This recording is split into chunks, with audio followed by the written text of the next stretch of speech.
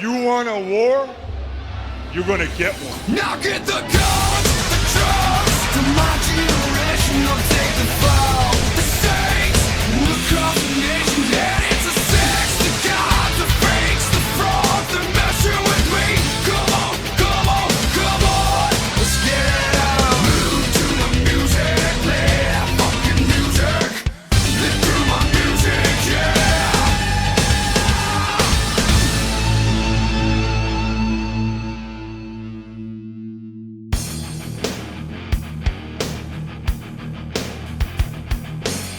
Okay, soldier, here comes a new challenger. Reliving the War episode 206, the 18th of October, 1999. Raw's in Columbus, Ohio tonight, while Nitro takes place in Philadelphia, PA.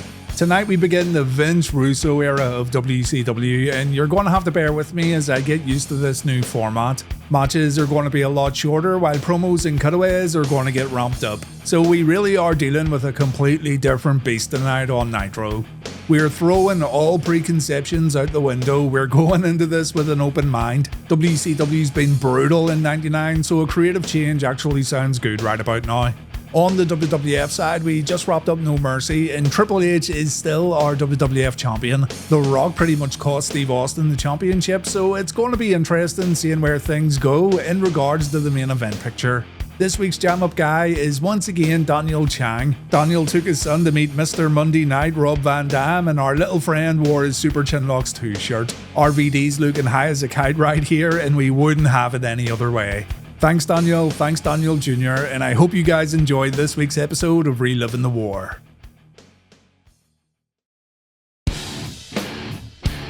Sid Vicious arrives to Nitro in a limousine, and there's something magical about Sid Vicious wearing a suit. Sid's here with his legal team, and Mike Tenay can't get any information out of Sid at all. The big man says the world's going to find out what's going down a little later, but you can put two and two together here. Goldberg attacked Sid last week, and that means their Halloween Havoc match is now in jeopardy.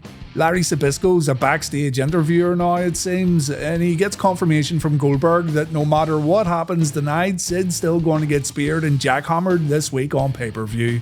The first match we've got is Juventud Guerrera versus Evan Karagias, and we only get about 2.5 minutes of action here before Bret Hart shows up. The referee calls for the bell, it's a no contest, and here we go, the era of work-shoot promos is upon us. Bret says he wanted to have some interview time tonight on Nitro, but the new guys in charge didn't book a slot for the Hitman, so Bret felt like he had to interrupt this match and take the interview time for himself. Bret says he came to WCW to fight Hulk Hogan and win the WCW Championship. Here we go again. He says he's been lied to over and over again, and now these new riders from up north are telling Bret his match against Hogan's never gonna happen. Bret's all pissed off, but here comes Sting to cheer the Hitman up a little. The Stinger says promises don't come true in this business, and he says Bret's legacy is down here while pointing at his crotch. Sting's getting all edgy, folks. Sting then says he'll give Bret a WCW title shot tonight on Nitro, something that pleases Bret no end. So there you go, interrupt matches, complain a lot, and you too could get yourself a world title opportunity. Disco fever, yeah, yeah, yeah, yeah.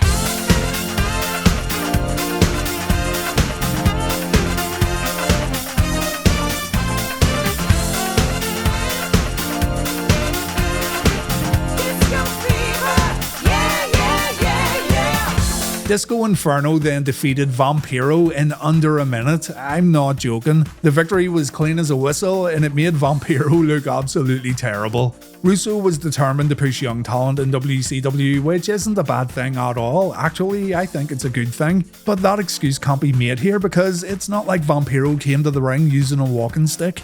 Russo also believed that the in-ring action came secondary on wrestling shows and it was all about drama and storyline. So yeah, get used to this folks, because this is what it's going to be like. Lash LaRue watched this match from the commentary table. LaRue faces Disco at Halloween Havoc for the Cruiserweight belt, and after Disco won with the Chartbuster, Lash got in the ring to hit Disco with his Whiplash finisher. WCW aired another creepy video featuring Seven. He says his reign of terror is going to begin on the 7th night, which is weird because he doesn't debut until the 8th of November. Am I missing something here?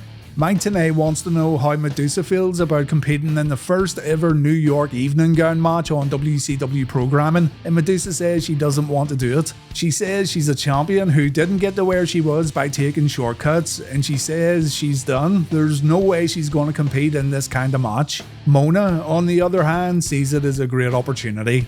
The Nitro Girl search has been going on for a few weeks now. We've got Kimberly Page and 2 semi-finalists in the ring, one of which being Stacy Keibler, but the festivities get interrupted by Buff Bagwell. Bagwell's feeling really good because he read on the internet that the new powers that be are very big on Buff Daddy, and as Buff understands it, he's gonna be the one who brings WCW back to the promised land.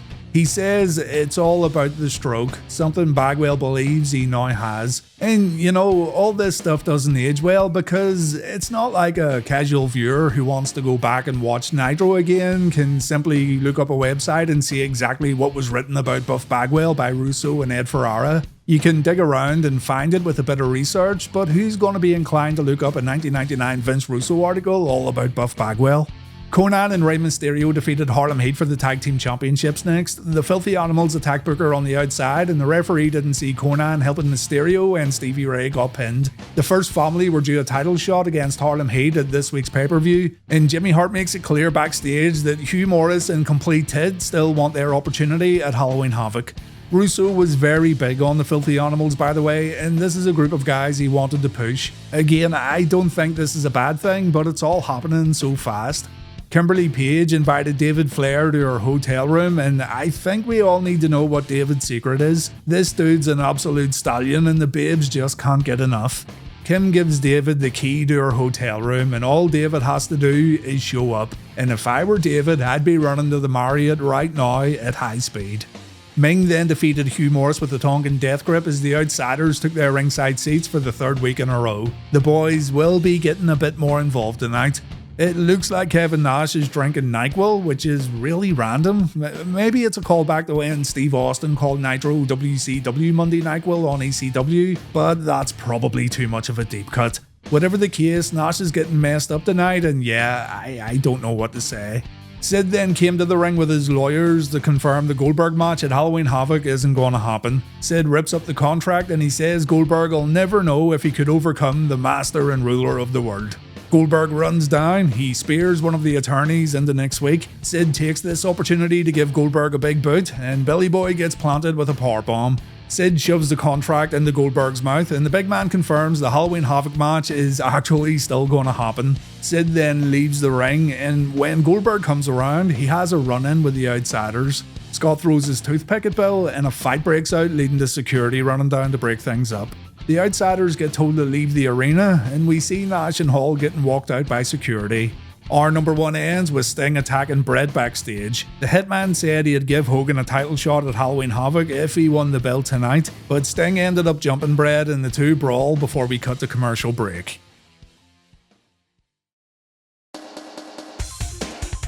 Oh fucking hell, that was only 1 hour of Nitro and it was absolutely non-stop. The show continues on with Berlyn versus Rick Steiner while The Rock cuts a promo on Raw. Rock says he's getting a WWF title shot against Triple H at Survivor Series. Hunter may have damaged the people's ribs last night at No Mercy, but in just a few short weeks' time, the millions and millions will chant The Rock's name as he becomes WWF champion. Rock confirms he was aiming for Triple H last night and not Stone Cold Steve Austin, but you just knew Austin wasn't going to sit back and accept this as a little mistake. Austin comes down and he says Rock isn't the number 1 contender. Stone Cold would be WWF champion right now if it wasn't for the Great One. And if Rock has any problems with what Stone Cold's saying to him, he can take off his little silk shirt right now and fight Steve Austin in the middle of the ring. The two are just about to go at it when Vince McMahon shows up. McMahon says he'd love to see these two fight, but we need to hear what the champion thinks of all this. So the Game appears on the entranceway holding his WWF belt, and he says he's pretty sure the outcome of No Mercy's pissed off every man standing in the ring right now. Hunter says it doesn't matter if Vince books him against 5 guys, it doesn't matter if he changes match stipulations, Helmsley will always come out on top. McMahon wonders what Hunter's opinion is on Survivor Series. The Rock says it doesn't matter what his opinion is, but Vince goes ahead and he makes it official. It's going to be Triple H versus The Rock versus Steve Austin in a triple threat main event match. Sounds like quite the showdown, but don't get your hopes up either. Something pretty big happens at the pay-per-view, but we'll cross that bridge when we get to it.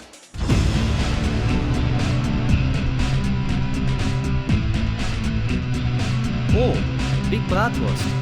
Berlyn versus Rick Steiner gets spared 2 whole minutes. So guys, moving forward, if I don't talk about WCW matches in the same manner I used to, please don't think I'm phoning it in. The matches on Nitro are now incredibly short, and it's pointless talking about kicks, punches and suplexes because we'll now need to focus on all the promos and cutaways. In another shock outcome, Berlyn actually defeated Rick Steiner here. Brad Armstrong came down to get a piece of the big bratwurst, but Rick was having none of it. Rick grabbed Brad and the bodyguard accidentally hit the DFG with a steel chair, and this allowed Berlyn to win via pinfall.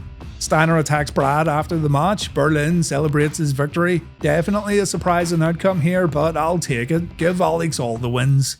The Outsiders are backstage looking out for Goldberg. Kevin Nash has another bottle of NyQuil and he's still getting messed up. Scott, meanwhile, summons his inner Jason Voorhees. Kane and X-Pac take on the Dudleys next on Raw. On Nitro, we've got David Flair versus Billy Kidman.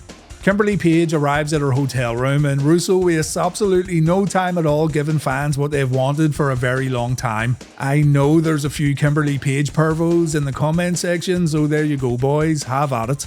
Kim pours some champagne as she waits for David to come out of the bathroom, but it's not David in there, no, it's Daddy Rick. Rick's ready to give Kimberly Page a ride on Space Mountain, so Kim's plan to drug little David hasn't paid off. Instead, she's now going to get spanked 14 times by the Nature Boy. Yeah. Back at the arena, Goldberg beats up the ICP while looking for Sid, and Goldberg's Nitro opponent Lex Luger tries to convince himself that he can beat Goldberg tonight in our main event. Even Liz isn't showing much confidence here, and the total package looks very worried. David Flair then wrestled Kidman in the ring, and the crowd laughed and booed when Flair went for a corner clothesline. At least I think that's what it was supposed to be, but he just kinda ran into Kidman instead. His suplex wasn't bad, but he sold everything afterwards with that trademark David Flair awkwardness, and Kidman was responsible for making David's DDT look half decent. Tori then gets on the apron, she shows David what she's wearing underneath that coat. Billy then pulls off a BK bomb and David has no idea how to sell it. And our match ends with a shooting star press from Billy. David almost began crying when Kidman's knee landed right on his face, but to be fair, it did look like it hurt quite a bit. It's still funny though. The Filthy Animals came down to give David a beating, and remember, Daddy Rick's busy giving Kimberly a spanking, so there's no one here to help Flair Jr. out. I can't say I care too much, to be honest. The Outsiders are still looking for Goldberg, and Nash offers Mean Gene some NyQuil. Okerlund declines Kevin's generous offer while pointing the boys in the right direction. On Raw, Bubba Ray can't believe fans make fun of the way he talks when you've got Kane out here talking like a big red, you know the rest. This makes Kane go on offense right away, and the Dudleys begin the match at a severe disadvantage. Pac was able to hit the Bronco Buster early on, but the Dudleys replied with their double team flying headbutt. The Headbangers then walk down the ringside, and it looks like these two are getting involved in a feud with Devon and Bubba Ray. In comes Kane with a few big boots and a diving clothesline, and thanks to the Headbangers getting on the apron, Kane's able to win the match following a chokeslam to Bubba Ray. The Headbangers make fun of the Dudleys after the bell, and we get a brawl on the outside, so it looks like we're going to see these two teams compete in the near future. We've got backstage shenanigans next on Raw while Mona takes on Madusa over on Nitro. So Madusa said earlier she didn't want to compete in this evening gown match, but it looks like she has no choice. Shivani points out that an evening gown's supposed to go below the knees, but Bobby Heenan doesn't care. Madusa didn't try once to take off Mona's clothing. The referee took a bump and Madusa tried to pin Mona after a German suplex. She then grabbed a steel chair and Mona took a shot across the back. And Madusa then went to the outside to complain to the commentators about competing in this match. This allows Mona to win the match on the outside. After the bell, Madusa grabs a microphone to say again she didn't want to compete in an evening gown match, and she tells the riders in the back to kiss her ass. It's absolute chaos here at WCW, ladies and gents, and you know what? It's oddly entertaining. Over on Raw, Curtis Hughes is losing a card game, and it looks like he might have just lost his car. The Holly Cousins beat the New Age Outlaws last night at No Mercy, and even though it was via DQ, Vince McMahon grants Hardcore and Crash a shot at the tag team titles tonight on Raw. Hardcore said the Hollies are the only good super heavyweight team Vince has, and he might have a point. Not exactly backstage shenanigans, but the boss man comes out to issue a challenge to the Big Show. He says he doesn't feel sorry for Big Show nor his terminally ill dad. Business is business, and in this business, Show hasn't given his dad anything to be proud of. Boss man says he'll defend the Hardcore belt if Show has the balls to step into the ring tonight on Raw. That match does get booked, but we'll come back to this in just a moment. Mae Young tells the fabulous Moolah she wants a shot at the Women's Championship. Moolah wouldn't have the belt right now if it wasn't for Mae Young, and Moolah answers this challenge by whacking her friend and getting into a cat fight. The WWF Women's Division is officially in the shitter. The Big Show accepts Bossman's challenge. He says he needs something to focus on, something to take his mind off what's going on, and Big Show plans on snapping Bossman's neck in half. Mark Henry's getting another sex therapy lesson, and this is going to be his fourth therapist. The first two were way too hot, the third was a male who tried to get it on with Mark, and this lady right here also has the hots for the big man, so Mark isn't having much luck right now. Mark says this woman's old enough to be his mama, but that hasn't stopped him before, and it won't stop him in the future. The Godfather takes on Viscera next on Raw, while Bret Hart gets a world title shot on Nitro against Sting. So here we go, Bret could finally win the world belt tonight, and he begins the match quite aggressively. He throws Sting to the outside where he keeps the pressure on, and back in the ring he delivers a headbutt to Sting's midsection. Sting fights dirty with an eye poke and an eye rake, and the champ pulls off a splash before the match heads back to the outside. This time it's Sting doing all the damage as Bret gets choked out at the commentary table and smacked into the ring post. Inside the ring though, Sting goes for a Vader bomb and Bret gets his knees up. Bret delivers a DDT, a swinging neckbreaker, and a suplex before Sting counters an Irish whip. This allows our champion to perform a Stinger splash, but he doesn't go for the cover afterwards. Instead, he chokes Bret out before crotching his excellency while using the ring post. And when Sting applies the Scorpion chin lock, the crowd begins chanting, "Let's go Bret." I think this is the first time since Sting turned heel that fans are actually cheering for his opponent. Bret gets out, he takes a kitchen sink before taking an elbow drop. Sting applies chinlock number 2, and my god, we could be looking at a classic right here, folks. Bret gets out and he dodges a Sting dropkick. The Stinger takes a few elbow drops, followed by a headbutt. The Hitman's looking good after delivering a pile driver, and Bret applies the sharpshooter, but Sting makes it to the ropes. That could have been Bret's last chance. Still, Bret stays in control after shifting his weight from a suplex attempt. He then gets out of a sleeper with a back suplex. Sting's first to his feet and he goes for the splash one more time, but again Bret gets his knees up, and that's when Miss Elizabeth runs down the ringside. Liz keeps the referee busy while Lex Luger gets in the ring, and it looks like Bret's going to successfully fight Luger off, but the numbers are just too much. Sting gets involved and Lex is able to hit Bret's knee with a baseball bat, and our match ends with the Hitman tapping out immediately to the Scorpion Deathlock. The Hitman's been injured, he rolls around the mat while Sting celebrates in the ring. A trainer gets in the ring to check on Bret, so it looks like he won't be getting any title shots anytime soon.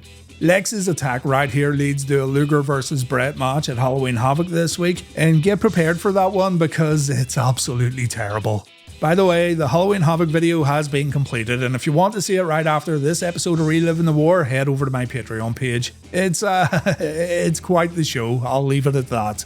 The Godfather had hosed to spare tonight, but he didn't offer any to Big Vis. He really should have thrown the big man a bone because Godfather ended up losing this match when Midian jumped on the apron. Midian got hit with a hoe train, but Viscera took advantage and he hit Godfather with a big splash. So Viscera scores a pinfall win, and at this point, the fans are way more invested in the Godfather's entrance and not his actual matches.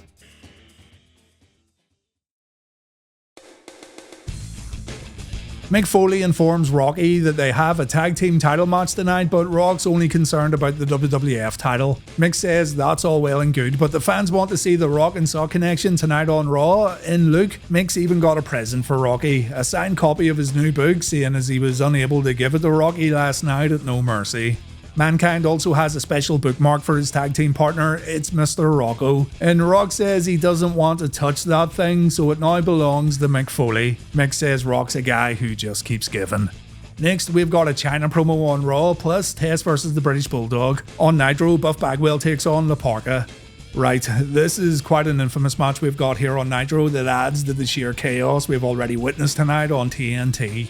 Buff Bagwell does not look like he wants to wrestle here tonight, and he completely phones in his performance. This is weird, seeing as he was so full of himself earlier on, but he's not doing his usual taunts. He's not putting in any effort. He looks annoyed every time he pulls off a move, and he allows Laparca to kick him in the head. He then goes down and Laparca wins via pinfall, and we see the boys in the back laughing at Bagwell's unfortunate loss. Buff gets right to his feet after getting pinned, and he goes to the commentary table. Here's what he says. Hey Russo, did I do a good job for you? You know what? Who else can beat me? Won't you come down and beat me, big man? And with what you saw earlier on, you now have full context for this little moment that gets brought up over and over again. Buff was acting like a big man earlier, and in storyline, Russo booked Bagwell to put Laparca over. He got too big for his boots, and the powers that be were sending a message to Buff that they called the shots.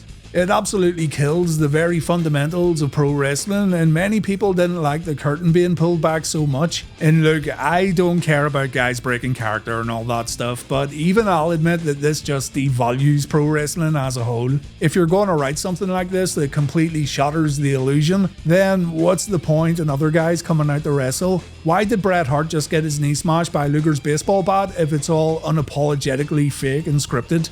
Make no mistake about it, Russo did not write TV for wrestling fans. He wanted new viewers to come in because he thought WCW already had a core wrestling fan base. This is something Russo has said, so I'm not trying to throw shit at the guy. The problem here is that you're now alienating those core fans, and they could potentially switch over and watch something else. Anyway, a shocking return then happens when Jeff Jarrett appears and he hits Bagwell with a guitar. Double J lost the Intercontinental title to Chyna last night at No Mercy, and now he's back in World Championship Wrestling. If you want the details, check out my No Mercy video. Jeff says it's not Buff who has the stroke. Last night Jeff was on pay-per-view, but tonight he's on Monday Nitro, so it's clear Double J has the stroke. As a matter of fact, he has that stroke right there. Yes, there, his knob. He strokes his knob. Never mind. Buff Bagwell may not be the chosen one after all. Maybe the chosen one's actually Jeff Jarrett. The Outsiders have got themselves Viano masks, and I hope this will provide enough cover as they continue their search for Senior Goldberg. Kevin Nash is starting to feel it though, and he's about to pass out at any moment. Security catch up to the Lost Outsiders and Nash throws up, but the boys are going to hang around for tonight's main event. I'm not even sure what I'm watching anymore. On Raw, Chyna comes to the ring with her very own mini-me. Jeff Jarrett's left WWF, so Miss Kitty's now joined forces with the new Intercontinental Champion. Chyna says she proved she could beat any man at any time. She's the only female IC champion in WWF history. A lot of guys have a problem with Chyna holding the belt, so Chyna says anyone's welcome to come down and challenge the 9th wonder of the world for the championship.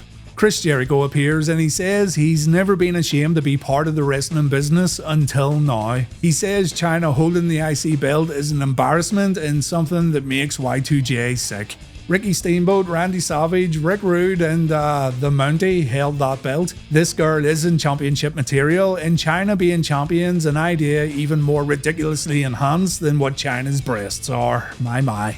Chris says he had never hit a woman, but Chyna isn't a woman. She's a grotesque freak of nature. And the moment Chris turns his back, Chyna hits him off the apron with the IC belt and Y2J goes flying. Great bump, kid. Chyna versus Chris Jericho will happen very soon on TV, and their rivalry isn't as bad as what you might think. We'll learn a bit more about where it's going to go next week. Test then came out to get some revenge for Stephanie. He's brought a trash can very similar to the one that mangled his fiance's brain, but he doesn't get a chance to use it at the opening bell. Instead, Test gets thrown into the ring steps, and inside the ropes, Davey pulls off his vertical suplex. But Bulldog misses a corner charge, and Test pulls off a gut-wrench powerbomb. This gets followed up with a full Nelson slam, and Test counters a running power slam before grabbing his giant trash can. Thankfully, the Main Street Posse show up and Davey tells the boys to leave Test alone. It's important that Davey smashes that trash can over Test's back, so Davey does just that before hitting the running power slam. The Main Street Posse join forces with the British Bulldog, they beat the hell out of Test, and what a team, what a time to be alive. The card game continues in the back and Curtis Hughes has lost everything. The only thing he has left to gamble with is Howard Finkel. So Curtis gambles his boy and he ends up losing. Farouk had 4 sevens while Curtis had a full house. The feint now belongs to the Acolytes, but Curtis is allowed to keep his sneakers. All is not lost. Al Snow then finds Mankind's book in the trash. It's definitely The Rock's copy, seeing as it has Mick's autograph inside, and poor Mick seems really heartbroken that The Rock would throw away his life's work like this. Val Venis takes on Al Snow next on Raw. On Nitro, it's a triple threat elimination match featuring Eddie Guerrero, Perry Saturn, and Chavo Guerrero. Bit of a weird triple threat match here, with most of the match playing out on the mat. Chavo got thrown to the outside and Saturn focused on holds and submissions while trying to make Eddie tap out. Chavo tried to get back in the ring, he was knocked straight back out again, but Perry didn't forget about Chavo and he went upstairs for a crossbody. The three fight on the outside as Shane Douglas spoke on commentary about the current state of the Revolution. He says he and Saturn are still planning on taking over WCW, and the dynamic duo will bring World Championship Wrestling to the #1 spot once again in the Monday Night War. Two problems there, franchise boy. Number one, you won't be doing anything with your arm all banged up. And two, have you watched tonight's show at all? You've got a guy drinking NyQuil and throwing up. You've Ric Flair promising to spank him in her hotel room, which okay is pretty awesome. You've got Buff Bagwell in a lame work shoot angle, and Vampiro jobbed out to Disco Inferno in under a minute. It's gonna take a lot of work for WCW to claim that #1 spot again, bro, trust me. A big 3-man superplex spot gets messed up pretty badly here, and it legit made me jump up from my seat. Chavo almost got totally brained right here, but thankfully he was okay. The Filthy Animals came down to intimidate Shane Douglas. Kidman took a chair that Shane was holding and he used it to wipe out Perry Saturn. The Animals then surrounded Shane and there was nothing Douglas could do. So Eddie goes on to eliminate Saturn with a frog splash before he gets eliminated with a springboard DDT from Chavo. The Animals attack Chavo after the bell, but the match winner is able to escape the ring. This isn't the last time we'll see Kidman and company on tonight's broadcast though. On Raw, Val Venis called himself the fastest rising superstar in WWF right now. A little play on words right there. And Val tried to show off a few new moves in this match, with some of those new moves not working out too well. He and Al tried to do the old Rey Mysterio and Dean Malenko pin sequence and it wasn't smooth at all. But still, credit where it's due, at least he's trying to expand his moveset. Venis takes a DDT, but Al misses a moonsault. Val then performs his fisherman suplex, but Al kicks out at 2. Snow tried an aerial attack, but Val pushed him down, and Venis beat Snow clean after delivering the money shot. Well, as clean as a money shot can be. Mankind wonders how The Rock could throw his gift away like that. When Rock wonders if Mick's talking about his book, Mankind snaps while saying it's not just a book, it's Foley's whole life. Mick thinks Rock threw away his blood, sweat and tears, but Rock seemingly has no idea what Foley's talking about. Mick calls Rock a self-centered, egotistical son of a bitch. He doesn't want to work with The Rock anymore. He doesn't even want to fight Rock. After tonight's tag team match, Mankind's going to pretend like Rock doesn't even exist, so I guess we're going to see the end of the Rock and Sock connection. The Big Show was then scheduled to have his match against the Big Boss Man, but Show got word before the bout that his father just passed away. Boss Man makes the referee raise his hand in victory, so Boss Man wins the match via forfeit. The announcers give their condolences after a commercial break like this is all very real.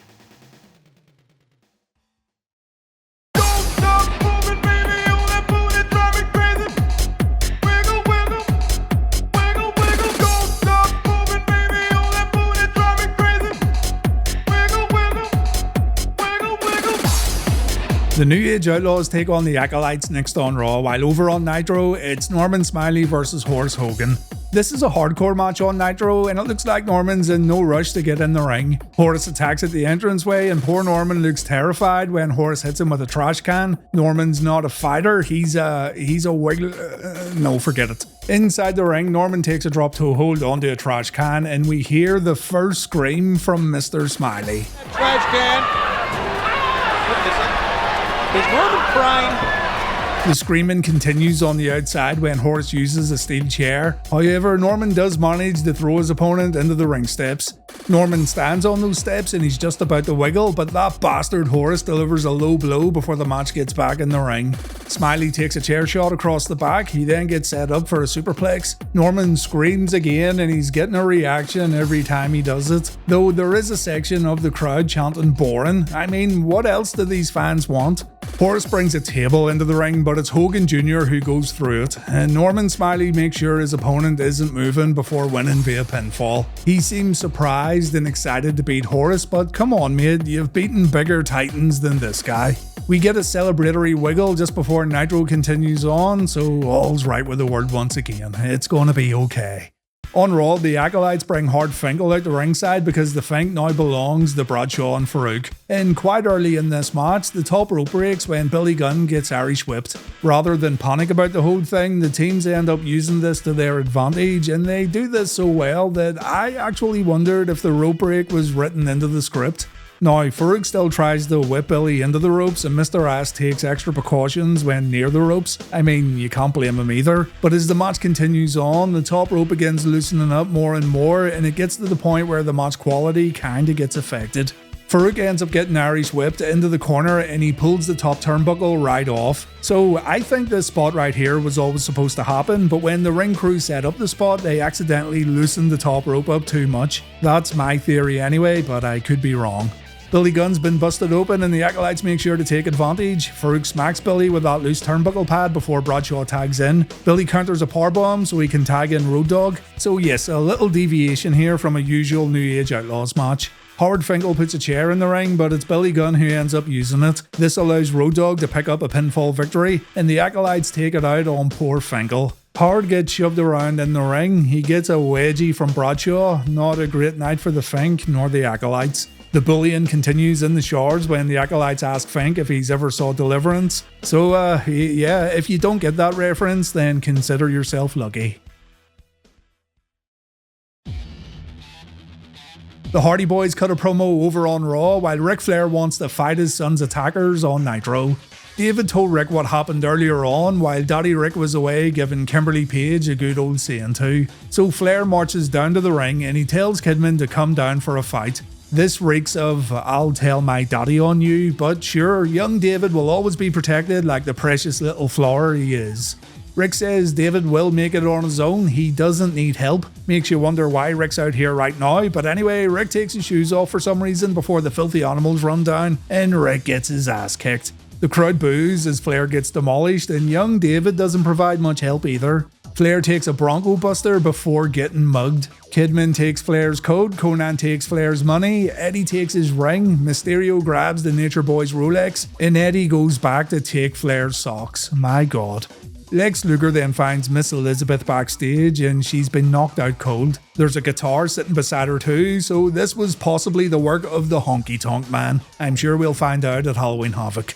On Raw, Matt and Jeff say they don't want to be known as the New Brood, they want to be known as the Hardy Boys. The lads are in bad shape after their incredible ladder match at No Mercy, and it looks like they're turning babyface right here. But before we get to that, Edge and Christian walk down to the ring and they too look like they've seen better days.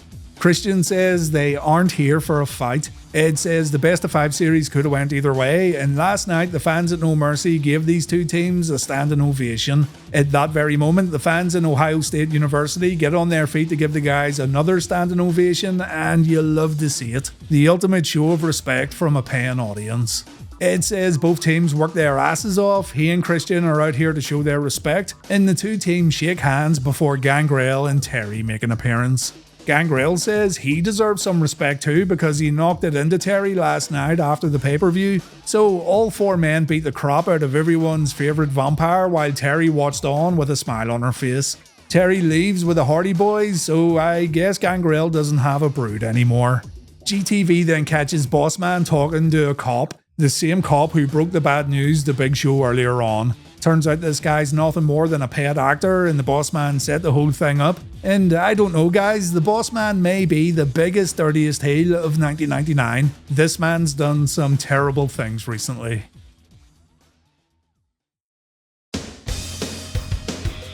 Our Nitro main event features Goldberg taking on Lex Luger. On Raw, the Rock and Saw Connection take on the Holly Cousins. The total package and Goldberg meet at the entranceway, and Goldberg's firmly in the driver's seat here. Lex gets beaten all the way down the ringside, and Goldberg keeps the pressure on around the ring and at the guardrails. When the match gets inside the ropes, Luger pulls off a suplex, but Goldberg no-sells it. Lex takes a stiff kick right to the face before taking a hard clothesline, and it looks like Billy Boy isn't in the mood tonight. He looks very pissed off. Billy Boy misses a spear and this lets Luger go on offense very briefly. The total package pulls off a clothesline, a back elbow, a body slam and an elbow drop. All this isn't enough to put Bill away though, and Goldberg fires right back with his signature power slam. The referee then takes a bump before Lex gets floored with a right hand, and then the outsiders show up on the stage. Scott Hall chugs on NyQuil while Kevin Nash lays down to take a nap. So I guess this was supposed to be a run-in, but the boys are way too wrecked.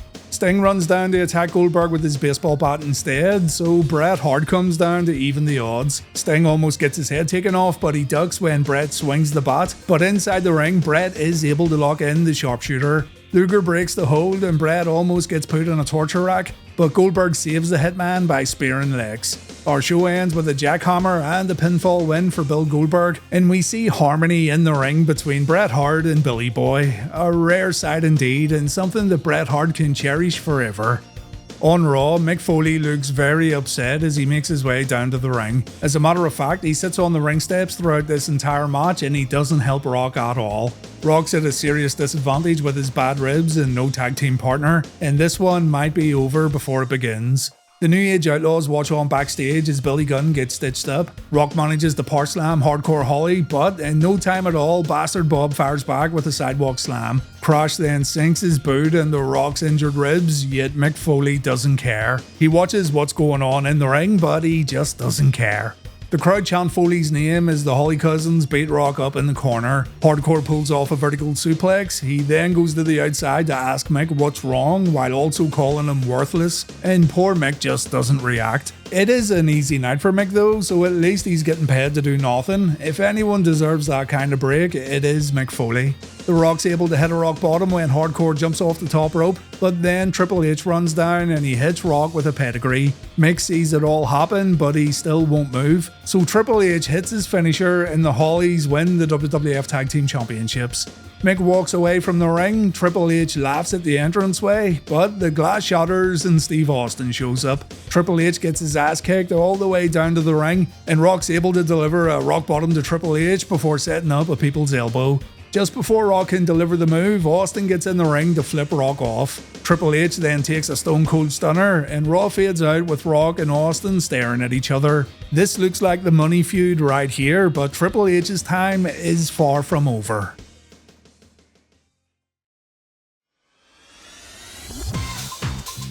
Nitro wins Reliving the War this week, and wait, put down your pitchforks and hear me out. No matter what you may think of Nitro this week, you can't say it wasn't interesting. It's a pretty important episode of Nitro that marks the beginning of a new era, and whether that's a good thing or bad thing, it's still highly significant. If you're going to rewatch the Monday Night War, then you simply have to see what Nitro was like on this particular week. It's going to get tiresome very soon without a doubt, but seeing this big change of format sure is fascinating, and it's entertaining seeing this new booking philosophy set in motion. Raw was alright, it's what we've come to expect at this point in time, which isn't a bad thing, but Nitro provides us as viewers a lot more to talk about, and that's why I've chosen it as this week's winner. You can stick with the safe WWF Raw show, or you can check out a brand new version of Monday Nitro. Nitro's now on 76 points, Raw's on 110 points, and we've got 20 ties on the board. In the TV ratings, Raw dropped to a 5.4 while Nitro jumped up to a 3.3, so WCW's back to mid-1999 numbers. Halloween Havoc 99's up next, and if for some reason you enjoyed the sheer chaos of Nitro this week, then you're gonna probably enjoy the next pay-per-view. It's really something else. Goldberg finally gets his hands on Sid Vicious. We've got Bret Hart versus Lex Luger. Hulk Hogan gets his title shot against Sting. If you know, you know. And Ric Flair takes on Diamond Dallas Page with an added stipulation. After Halloween Havoc, I'm taking a short break, but I've stockpiled a few videos that'll go live in my absence. Reliving the War 207 will go live on YouTube as soon as I'm back to work, but I'll keep everyone updated with community posts and over on Twitter. As soon as videos get finished, they're put on Patreon, so if you want to see what's available right now, then have a look.